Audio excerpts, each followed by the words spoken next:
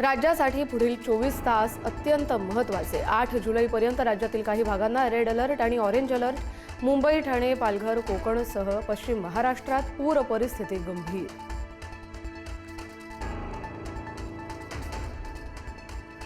Mumbai Pune connecting link अखेर वाहतुकीसाठी सुरू। दरड आणि मातीचा ढिगारा हटवला। कनेक्टिंग लिंकवरील 2 मार्गिका वाहतुकीसाठी खुल्या। लेनची शिस्त पाळण्याचं वाहतूक पोलिसांचं आवाहन।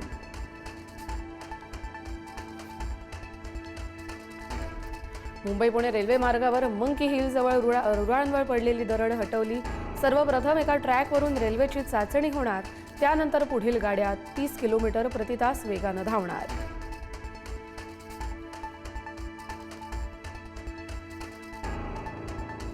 नाशिक जिल्ह्याला आज पावसाचा रेड अलर्ट। ढगफुटी सदृश्य पावसाची शक्यता। तब्बल 300 मिलीमीटर पाऊस पडण्याचा अंदाज। प्रशासन पूर्णपणे अलर्ट मोडवर। शाळा आणि महाविद्यालयांना सुट्टी।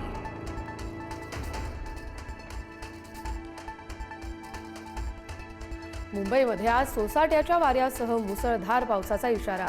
शाळा आणि महाविद्यालयांना सुट्टी जाहीर। गरज नसल्यास घराबाहेर न पडण्याचं आवाहन।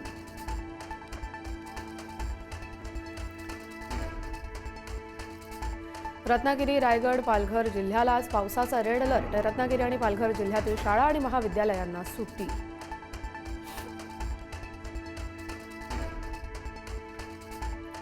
पुणे शहरातील शाळा आज सुरू राहणार। आंबेगाव, खेड, मावळ, मुळशी, राजगड, भोर या तालुक्यातील शाळा मात्र बंद राहणार असल्याची जिल्हाधिकाऱ्यांची माहिती।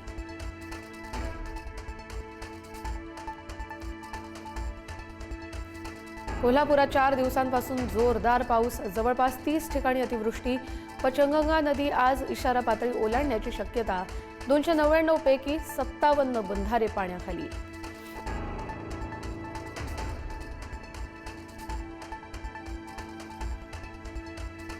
संत श्रेष्ठ तुकाराम महाराज यांच्या पालखीचं आज प्रस्थान सोहळ्यासाठी देहूनगरी सज्ज।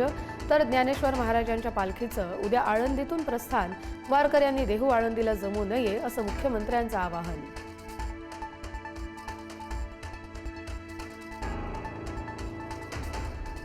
आळंदीमध्ये इंद्रायणीचं पाणी ओसरलं नाही तर संत ज्ञानेश्वर महाराजांच्या पालखीचा मार्ग बदलला जाणार। संस्थान कमिटीच्या बैठकीमध्ये पर्यायी महामार्गाचा विचार।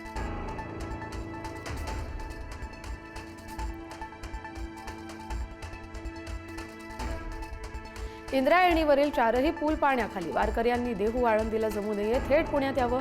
मुख्यमंत्री फडणवीसांचं वारकऱ्यांना आवाहन। पालखी आळंदीतून पुण्यात आणली जाणार।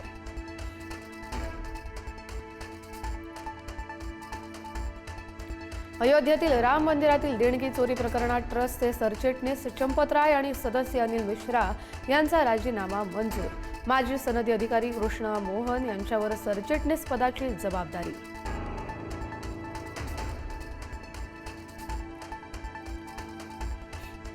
उल्हासनगरमध्ये भर रस्त्यात तरुणाची धारदार शस्त्रानं वार करून हत्या। जुन्या वादातून हत्या केल्याची प्राथमिक माहिती।